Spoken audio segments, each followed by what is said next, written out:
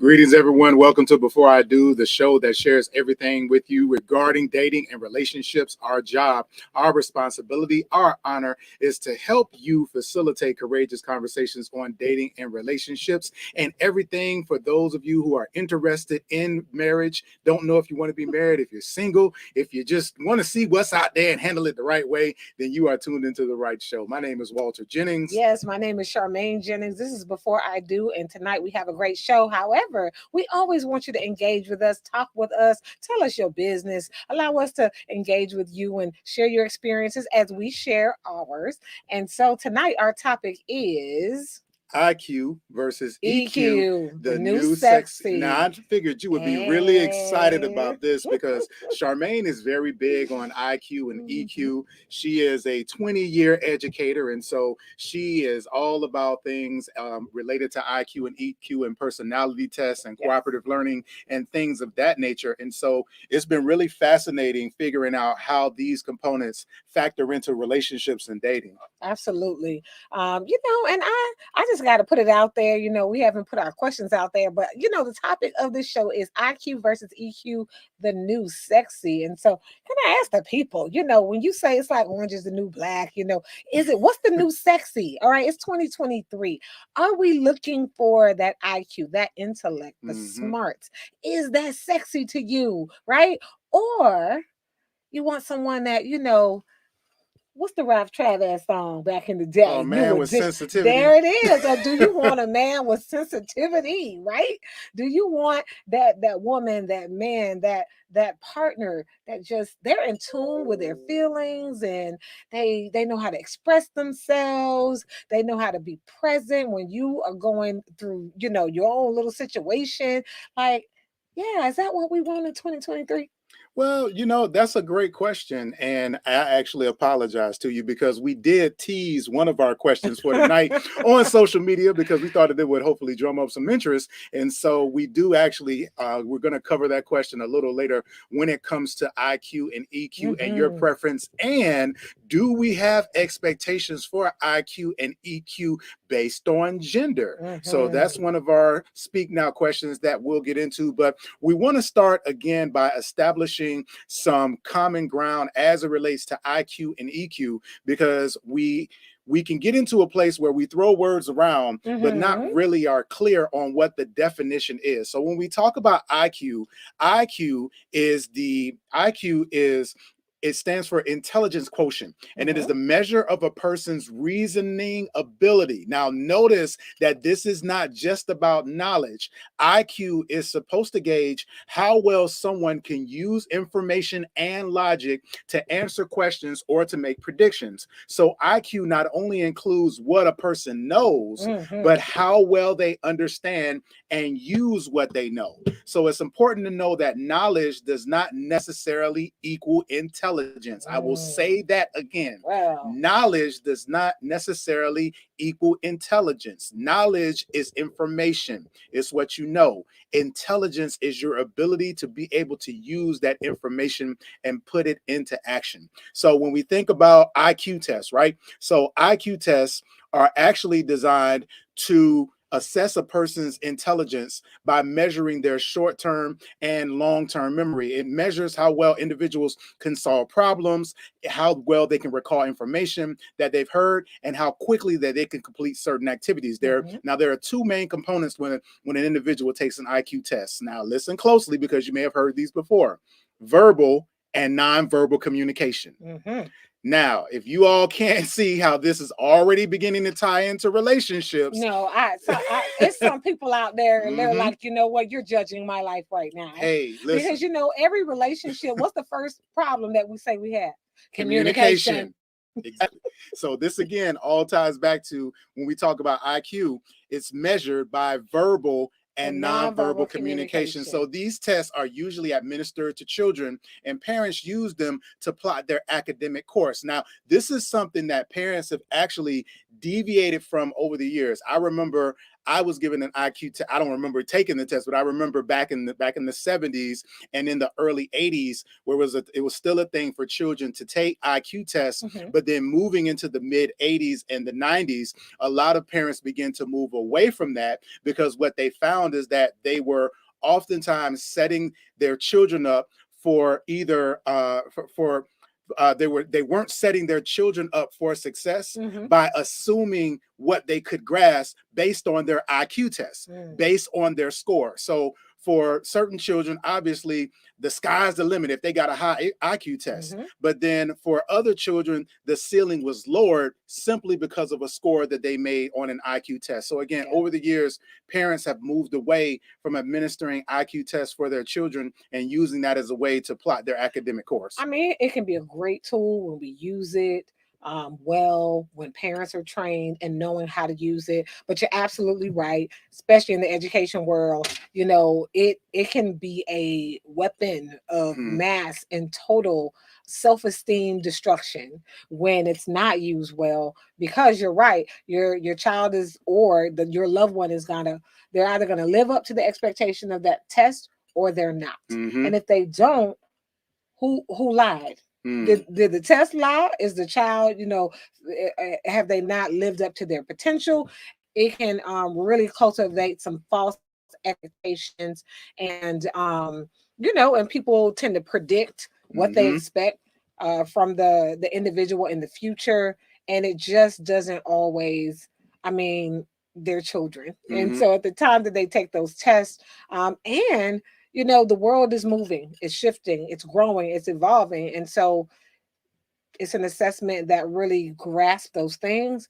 But when it comes to, like, the pandemic, for example, it changed and shifted a lot of people because of that environmental, trauma that occurred. So things change and our environments change. And so how we process the world and navigate it, that shift as well. So yeah, IQ. One thing I love, there's a quote, right? To distinguish knowledge and intelligence. Knowledge is knowing the right answers.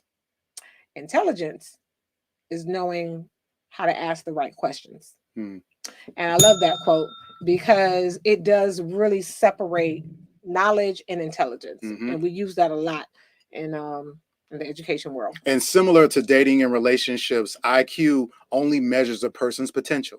So we can make long-term decisions based on short-term information and what we observe and we see. So we have to be very careful, again, when it comes to utilizing a number to assess someone's long-term ability. So in other words, if somebody has this on their, what do you call it, their relationship, profile, and they're telling me that they have a high IQ, and why that might be sexy to me, I might want to, make sure that I have some other areas where I'm focused on that. That's right. All right. And then we get into EQ, that emotional quotient or emotional intelligence. That word is being thrown out all over the place right now because, very popular. Again, we want more of it. It says emotional intelligence is pretty much the ability to understand and use and manage your own emotions in positive ways, to relieve stress, to communicate effectively, to empathize with others, to overcome challenges and diffuse conflict. So EQ can assist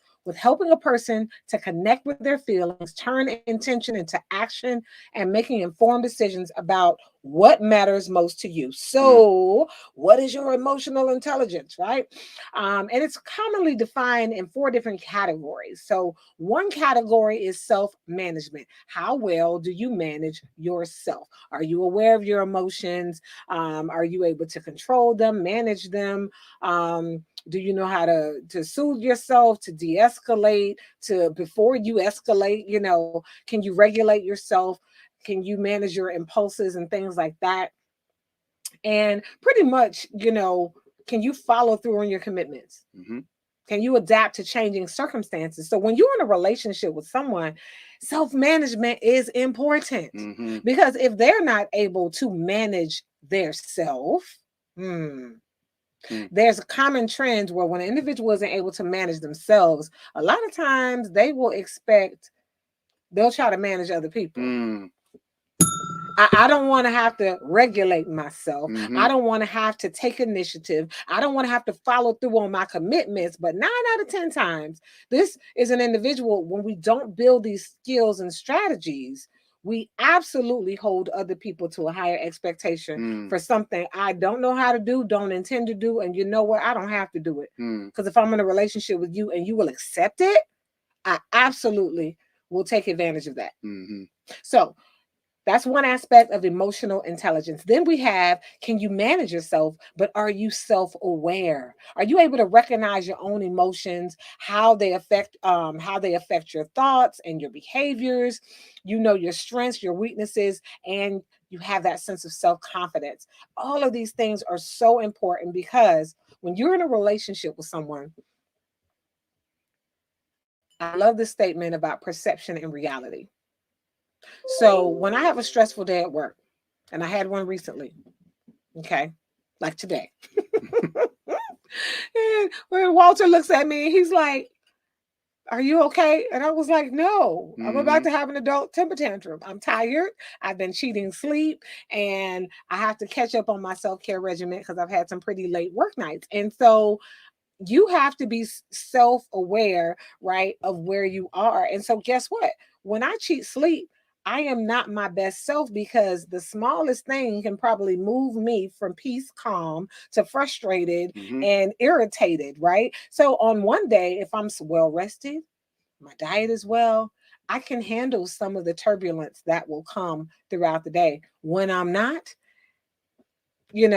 and so our self-awareness is very important. Then we have social awareness. That's our ability to be able to understand the emotions, needs, and concerns of other people, to be able to pick up on their emotional cues. So Walter today was aware of my emotional cues and my feelings and things like that. And conducted myself accordingly. Yeah, I've Ring been the trying. bell, ring the bell, you Conducted deserve the bell. myself accordingly. Absolutely. What does that mean? That doesn't mean go hide in the closet. Well, no, but what it means is that I have to be aware of my words. Mm-hmm. I have to not internalize and take things personally. I Mm-hmm. have to not respond, not become easily offended, Mm-hmm.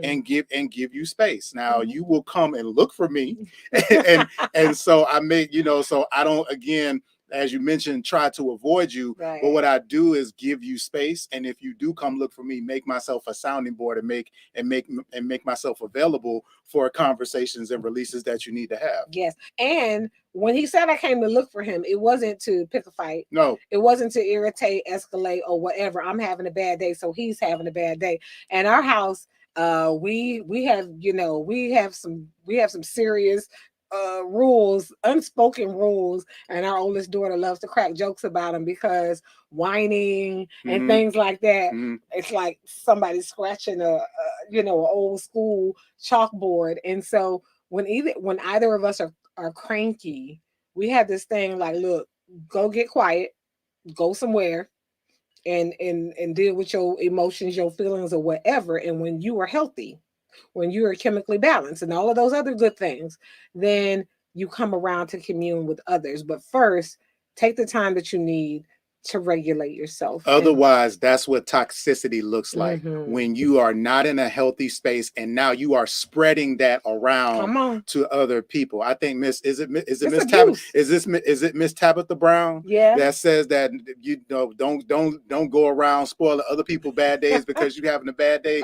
She Okay. does it in the most beautiful Louisiana accent, Oh, but the way she says it is that, have a good day, and even if you can't, don't spoil somebody else's, I something like love that. it. Mm-hmm. And so there's that social awareness. And the fourth area of emotional intelligence is relationship management. Mm-hmm. How are you managing your relationship? And here at Couples Academy, yes, we want you to turn up. We want you to have a good time with your friends, your relationship with yourself, your relationship with your spouse, your partner, your family. We business of helping to cultivate healthy friendships and relationships. And so that relationship management is great. It's about having good experiences with your circle, inspiring, Mm-hmm. influencing your inner circle, working well with your team at work, and most importantly, managing conflict.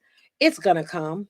It's going to happen. Mm-hmm. Conflict is inevitable because we are all uniquely different. We think different. We operate different. So How do you manage conflict? Do you just cut people off? And that's it. Kill switch. You're done. Canceled. And I'm not dealing with you anymore. That is not a productive way of managing your relationships, because you can't cut everyone off. And at some point, you need the people who are around you. Absolutely. So hopefully you all can see and hear that we need both IQ and Mm-hmm. EQ. So they are equally important. We need them not only to navigate relationships, but also to navigate the world as well. So they both have weighted value. And so remember that as we go into our first Speak Now question of the night. Now, we know you want to say the answer to this question is both. But if you couldn't answer for both, if you had to choose only one, would you rather have someone that has a high IQ and a low EQ, or a low IQ and a high EQ? So if you had to make a choice of who Mm. you would want to be, if you had to be in a relationship or deal with someone, would you want it to be someone with a high IQ and a low EQ, or a low IQ and a high EQ? So go ahead and put your answers in the chat. Charmaine, what say Oh you? man. Oh man. Why do we do this to ourselves? Yeah, we got to make them good I questions. know. Mhm. So I this one it's not as hard for me as I make it out. However, while I love some intellectual intimacy, I love me a smart brother. I love my man smarts, okay? But I will say that the intellect without the emotional intelligence, I think it would be a big challenge for me. Mm. So, if I only had one choice, I would rather have high EQ and low IQ, because I'm a strategist. I think I can get you some books. Like I can help you, work that brain out. Yeah, it's not even a second thought for me, because I'm an empath. I'm a big empathy and EQ person. So absolutely high EQ, low IQ, high EQ, low IQ for me. Mhm. Same way. I would rather someone that heart, that has that concern, that is considerate of other people, and is mindful of themselves and their emotions and how they move through the world, than someone that has that intellect, that has that smarts. And because again, we can read some books, we can study, and we can learn some things. Hey, you also, again, that's our first Speak Now question. Please put your answer in the chat. Do you prefer someone, if you had to make a choice, that had high IQ and low EQ, or low IQ and high EQ? We're going to take a quick commercial break, Make a and choice we will be right back with more before Before I I Do. do. Welcome to the Couples Academy app. The Couples Academy app is your go-to hub for how to do marriage right. Get started with our app today by perusing our amazing features that conveniently allow you to connect. This app is packed with powerful content and resources to help you grow and stay connected. With this app, you can watch our messages, find marriage resources, watch, listen, and read the real-life stories of restored couples, sign up for events, read articles and blog posts, stay up to date with push notifications, share your favorite messages via Instagram, Facebook, Twitter, or email, and download messages for offline listening. For more information about the Couples Academy app, go to couplesacademy.org. Hey everyone, welcome back to Before I Do. Tonight we're talking about IQ and EQ, the new sexy. Is it the new sexy? It's the new sexy. I think it's the But you new gotta sexy. say it. You gotta say sexy. You gotta say sexy. Yeah, it's the new sexy. That's right. Mhm. Miss Virginia is blowing up the chat. She says, exactly. I love my man being smart, but if he is Yes. in control of his emotions, he will take time to invest in his intelligence. I'm That's on bell duty right. tonight, y'all. So I'm gonna ring the bell for that. I am on bell duty. That's So right. yes. So again, IQ and EQ are definitely important. And so there are things that the way that they show up in relationships is very critical. And so we want to talk a little bit about some of the ways that IQ and EQ show up in relationships. Mhm. All right. So, Charmaine, you want to kick us off? All right, starting out first, pretty much it shows up in relationships. IQ. all right, pretty much that this individual learns quickly. Mhm. Many people with the high IQ, they're successful. Okay. And Mhm. so that's sexy. Yeah. It's sexy to be successful, right? Their level of intelligence pushes them to do better than others, Mhm. although a healthy IQ doesn't guarantee success. So it doesn't guarantee it, but it sure does provide a cognitive ability to be adaptable and quick learners. And so that is sexy. Absolutely. Now, on the EQ side, the way the EQ learns is that primarily they learn through meaning. Now, individuals with the high EQ, they are driven by the why. And it can often be difficult for them to grasp certain concepts or theories if they are unable to understand and frame its context and origin. So for them, there is very important for them to understand the why, where it comes from, how is it used, who invented it, and what was their Mhm. mindset. So they may not learn as quickly because for them, their process is a lot slower and a lot broader. And so they don't get to grasping those concepts until they really have a firm understanding on the meaning of All right. So hopefully we talking about you. Hopefully you know who you are in the relationship and which one of these you were showing up as. All right. Also IQ. All right. These individuals, they're more critical. They have a more critical perspective about life. it. And often they see their failings of the world better than other people. So while you and I can pretty much just deal with it, adapt, and move on, they remain bothered about the human condition and other Hmm. people's idiocracy. All right, they pretty much they don't see why the world is behind, and when it needs smarter people in the right places doing the right things, and they treat the issues facing the world with more criticism. So sometimes they can come off as a little negative, critical, judgmental. Hmm. These are the people you like, oh, right? But we do often need their perspectives, and they do add value. Absolutely. On the EQ side, these individuals, they have a broader and more optimistic perspective of life. Now, a high EQ makes it easier to adopt a glass half full kind of attitude, but this might make new solutions less appealing. They may find themselves thinking, why do we need to fix this if it's not broken? If it's not broke, don't fix it. And they'll Mhm. ultimately shrug off new solutions. So EQ equates with more self-control, yet extreme levels of self-control translate into counterproductive perfectionism and risk avoidance. So these individuals will Mm. stunt their creativity and their growth by sticking with the status quo, by staying with what they know rather than branching out as a person with IQ, as a person with high IQ would, because they really favor habit and routine. They also say that high IQ individuals with high IQ, they don't like to rock the boat or stand out from the crowd. So these Mhm. individuals, again, because they have that empathy, they find themselves more wanting to go along with what everyone else is doing rather than try to shake things up and feel like they're disrupting And people's and thoughts. to clarify, high EQ people don't like rocking the boat or Right. standing out from the crowd. Correct. Got Right. it, got it. However, the opposite can be said of the IQ individual. They are Hmm. selective, okay? They can be selective in their associations as they expect more out of any social interaction that they commit themselves to. So they have high standards Hmm. for the social groups they go with or that they associate themselves with. They think many others who they interact with, they should be able to relate. You should Hmm. be on their intellectual level. Hmm.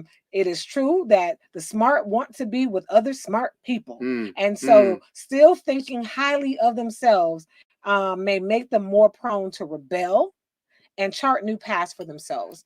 And again, all of these things, when these are used for good, they Hmm. can be great. But when they are at their extreme, sometimes they can be a lot in a relationship, both on both sides. Absolutely. So on the EQ side, EQs can be more, they can be social and accepting. And so having a high EQ, it means more than just the ability to understand people. It also refers to a person's willingness to spend time thinking and asking questions about other people. And when we ask people questions, when we're getting to know them, when we're speaking to them, they actually feel valued and Mhm. appreciated. And so this helps the EQ, the person with the high EQ, maintain a curious and open-minded outlook, and it makes it easier for them to connect with the people around them. However, some people believe that high emotional intelligence means you need to be nice to everyone or Mm. allow yourself to be mistreated or bullied. Because you're nice. Exactly, because you're nice and because you're understanding and because we accept people the way that they are, and that's just the way they conduct themselves. And because I'm an empath, right? Exactly. I will admit sometimes people will say I'm an empath. Like there's no other empath in the room. Like, but anyways, yeah, and I think that's really important about not allowing yourself to be mistreated and bullied. Yes, absolutely. Because you have a high emotional intelligence. Beware. There's a good book out there called Good Boundaries and Goodbyes. And I don't know, it came across my Amazon list and I can't wait to read it. Good Boundaries and Goodbyes. So I'm just throwing that out there. Y'all check it out. I haven't read it yet, but it came up on my Amazon and I said, okay. We've been talking about boundaries with clients a lot lately, so I'm going to check that book out. Are we ready for our part two? We're ready for our part two. Okay. And Miss Virginia, I see your question and I see your quote, and you are exactly where we are going. So everyone, our Speak Now question number 2. Do you think gender plays a role in IQ or EQ expectations in a relationship? If so, how? Come on now, somebody. Now I will say I think yes, especially from a traditional mindset.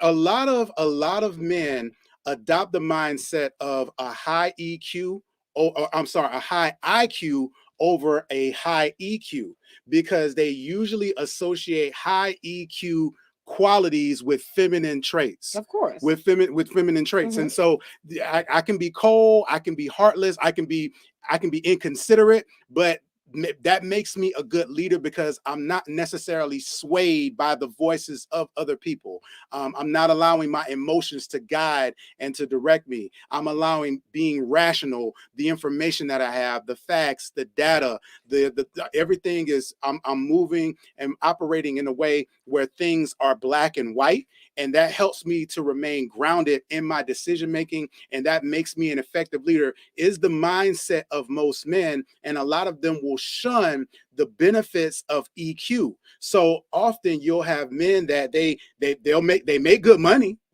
They provide for the household, but they are completely emotionally detached from their families. They are challenged with maintaining healthy relationships, but they absolutely know how to produce and to take care of their responsibilities. I'm just gonna give them. I'm gonna give y'all the street translation because my husband, he's so sophisticated. Okay, I'm sorry, but I have experienced this. And I've experienced this not from all men, but definitely some men. I've experienced their straight up, no chaser definition of this is emotions equal weakness. Absolutely. Right? Emotions equal. Right. I'm not a man. Okay. Because that's a female thing. That's a woman thing. That's an estrogen thing. It is not to be connected to my testosterone, my masculinity, any of that. To be emotional is to be weak. And, and that's just not what it means to be a man. And I was mostly disturbed. I can remember used to be driving to work, listening to a particular morning radio show. And there was a woman, African-American woman, she called in the show and they were talking about allowing their sons to cry and what they thought about that, or kissing their sons. And she says, oh, I would never allow my son to cry. And I would also, I don't allow his dad to like hug him and kiss him. And I'm thinking to myself, what is going on? And she says, because I don't want my son to be weak. And I'm like, wow. When did we get here? It is a natural part of the human experience. We are wired to respond and to need and to really rely on the connection, that human connection, skin to skin. I mean, research studies show when infants have that skin to skin contact, they can hear the heartbeat of the parent, their brains. And again, there's certain things that just don't, they don't develop when we don't have the human connection holistically. So it's a sad thing when I hear, people equate emotions with being weak. Yeah. And we have to, and it's important to, again, break out of this mindset that gender has to influence which extreme you should operate in. Absolutely. And even to be perfectly honest, as we look at how times have changed and as women have been allowed into and now embracing the workforce, having the opportunities for higher education practices, Mhm. what we see is an increase in the IQ of women. Not because they did not have the ability, but because they did not necessarily have the access. And so now that they have the access, what you see is not only a increase in IQ, but also there is a staying and stability with the EQ. So this actually goes right along with Virginia and Miss Tranisha. Triansha. Thank you, Treyasha, Yay. Miss Reese, and Miss Smith. You all's questions. You asked the question: is it possible to be fairly equal in both IQ and EQ? And the answer is yes. Absolutely. That should be our goal as humans. Balance. That is our life's work: is to work at balancing our IQ and our EQ. And I'll be perfectly honest, from my perspective, I believe that we as men are really challenged in that area right now, where as times are changing, as our women now have equal access again to education, where they're able to have some of the same positions and some of the same positions and opportunities with employment and promotion as we have, and men are struggling with that, and we see you all as competition, and we should not. The competition should be within ourselves. That's right. And embracing and growing our EQ without sacrificing our IQ. Absolutely. So absolutely, that should be the goal, and we can and should work at balancing both. I did want to comment on Miss Smith's comment about she says I think my EQ is high and my fiance's is high in IQ. And you know what? I love this because a lot of times in couples, that is what draws us together, right? That tells you have space and opportunity you were given as a gift to your fiance to help support that EQ growth. Absolutely. And your fiance was given as a gift to you to even elevate you in IQ. Every couple needs certain things to really draw them to push forward that intellectual intimacy, and to push them towards that more physical and those areas of intimacy. And so having a balance of, if your fiance is high in IQ, man, that's going to create some great opportunities for intimacy, and intellectual intimacy, and vice versa with what you bring to the table. And you know, this is a great question as an example of what diversity looks like. Because when people hear diversity, we immediately think race. We immediately think ethnicity. But having a difference when it comes to a person with a high EQ and a person with a high IQ, we can't possibly be compatible because we have strengths in two different areas. However, what you have is you have the opportunity to complement one another. So if you have a person who has a high IQ, that's a person that is usually very strong in processes, in strategies, in procedures, in implementing structures and procedures that can provide order to help you be more productive. When you have a person that has a high EQ, that's a person that usually is strong in their people and their social skills. They're going to be the ones to make sure we don't forget that birthday. Exactly. We celebrate milestones in the home. The atmosphere in the home is nurturing, and it's open to making sure that we're building really those supports and how we experience the world. Absolutely. This has been good. This has been great. This has been great. And thank you all for sharing with us as well. Absolutely. Hey, you all. So thank you all for tuning in to Before I Do. We, again, are Couples Academy practitioners. So be sure to like, share, and subscribe at couplesacademy.com. And more importantly, reach out to us for a session. If you are dating, if you're in a relationship, and as Charmaine always likes to say, is everybody in a relationship? Everyone is in a relationship because you're in a relationship with yourself. So definitely take the time to nurture it, pour into it, build it up, enhance that IQ and EQ so that when you are ready to share your life with someone else, you'll be ready. And definitely IQ and EQ is the new sexy. We want you to be balanced. We want you to be healthy. I gotta say it in. Yes. IQ and EQ is the new sexy. Let me hurry up and get off this show. Everybody, thank y'all so much for tuning in to Before I Do. Be sure to check us out the same time next week here for another edition of the show that shares with you everything that you should do before saying I do. Is Before I Do right here on the Couples Academy. We'll see y'all next week. Night, everybody. Good night.